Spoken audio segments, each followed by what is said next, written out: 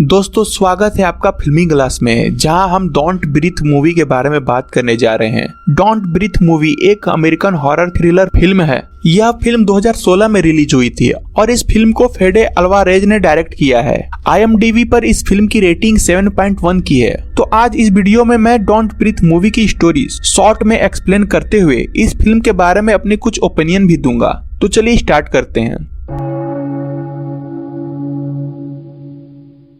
तो दोस्तों मूवी की शुरुआत में हम रॉकी, एलेक्स और मनी के इंसान को हम देखते हैं और यह तीनों डेट्रॉइट शहर में छोटी मोटी चोरियां करते थे। वे अक्सर उन्हीं घरों का सामान चुराते थे जिसे एलेक्स के पिता के सिक्योरिटी कंपनी द्वारा सिक्योर किया जाता था, क्योंकि एलेक्स के पास उन घरों के सिक्योरिटी की सारी इंफॉर्मेशन रहती थी। रॉकी की एक छोटी बहन डीडी थी और रॉकी हमेशा से अपनी बहन के साथ कैलिफोर्निया जाना चाहती थी। रॉकी को डेट्रॉइट में रहना अच्छा नहीं लगता था क्योंकि उसकी माँ बहुत ही अब्यूजिव थी और उसकी मॉम का बॉयफ्रेंड भी एक शराबी था। तो दोस्तों कहानी में हम मनी को देखते हैं जो अपनी चोरी हुई सामानों को बेच रहा था और इन सामानों को उसे बेचकर बहुत ही कम पैसे मिलते हैं। लेकिन वहां पर मनी को एक ऐसी बात पता चलती है जो शायद इन तीनों के लिए जैकपॉट साबित हो सकती थी। मनी बताता है कि डेट्रॉइट के आउटपोस्ट में एक US army special force retire veteran रहता है जिसके घर में शायद $300,000 हैं और वो भी कैश। यह पैसे उस वेटरन को एक सेटलमेंट में मिली थी जब किसी सिंडी रॉबर्ट नामक औरत ने ऑफिसर की बेटी को गलती से कार से ठोकर मार दिया था, जिससे उसकी मौत हो गई थी। यह सुनकर पहले तो एलेक्स इस चोरी के हिस्सा बनने से मना करता है, लेकिन फाइनली वह मान जाता है। यह तीनों इस रिटायर वेटरन के घर के बाहर जासूसी करते हैं और इस दौरान उन्हें पता लगता है कि यह रिटायर वेटरन गल्फ वार का एक हिस्सा था और एक बम धमाके से इसकी आंखों की रोशनी चली गई थी। इन शॉर्ट रिटायर वेटरन एक अंधा था। चोरी की रात वो तीनों उस ब्लाइंड मैन के घर पहुंचते हैं और वह लोग सबसे पहले इस ब्लाइंड मैन के कुत्ते को नींद की गोली देकर सुला देते हैं क्योंकि वह कुत्ता बहुत ही खतरनाक था। फिर वह तीनों घर के अंदर घुसते हैं और इस घर में लगे सिक्योरिटी अलार्म को डिसेबल करते हैं। मनी उस ब्लाइंड मैन के कमरे में स्लीपिंग गैस छोड़ देता है ताकि वह अपनी नींद से देर तक उठ ना सके और उसके बाद यह लोग घर के सामानों को उथल पुथल करना शुरू कर देते हैं। मनी का मानना था कि पैसे शायद एक लॉक के दरवाजे के पीछे है, इसलिए वह इस दरवाजे को एक पिस्टल से शूट करके तोड़ देता है। पिस्टल की आवाज से वह ब्लाइंड मैन उठ जाता है और वह एकदम असहाय होकर मनी की तरफ आता है। इस सीन में हम लोगों को इस ब्लाइंड मैन के लिए बुरा लगता है, लेकिन अचानक वह मनी पर हमला करते हुए उसे शूट करके जान से मार देता है। इस पूरे सीन को रॉकी चुपचाप देख रही थी और वह यह देखकर वो शॉक्ड हो गई और वह डर से एक क्लोजेट के अंदर छुप जाती है। क्लोजेट के अंदर से रॉकी उस ब्लाइंड मैन को अपना सेफ खोलते देखती है जिसके अंदर काफी पैसे रखे हुए थे। यह इंसान चेक कर रहा था कि उसका मनी सेफ है या नहीं।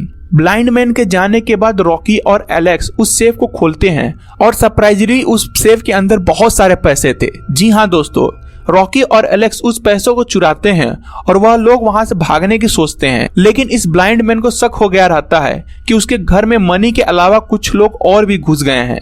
यह ब्लाइंड मैन फिर अपना सेफ चेक करता है। इस बार उसका सेफ खाली था, जिसका मतलब वहां से उसके पैसे चोरी हो चुके हैं। दूसरी तरफ रॉकी और एलेक्स उस घर के बेसमेंट से भागने की कोशिश करते हैं, जहाँ सरप्राइजली उन्हें एक औरत दिखती है जो वहाँ किसी जानवर की तरह बंधी हुई थी। वह औरत की बॉडी से एक बेल अटैच थी।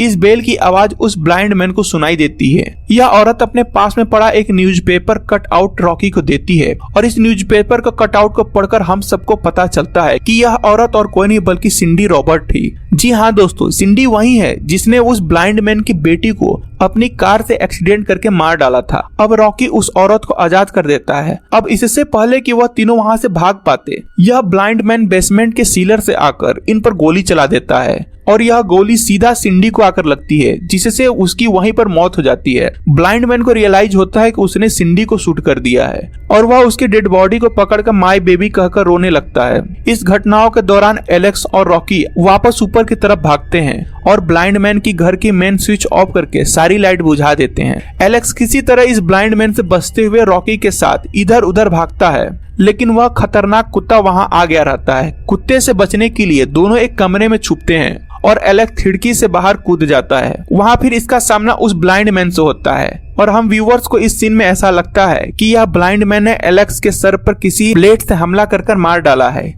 इसके बाद वह ब्लाइंड मैन रॉकी को पकड़ लेता है और वह उसे ठीक सिंडी की तरह बंदी बना लेता है। इसके बाद वह ब्लाइंड मैन बताता है कि उसने सिंडी को इसलिए बंदी बनाया था क्योंकि सिंडी ने उसकी बेटी की कार एक्सीडेंट से जान ले ली थी।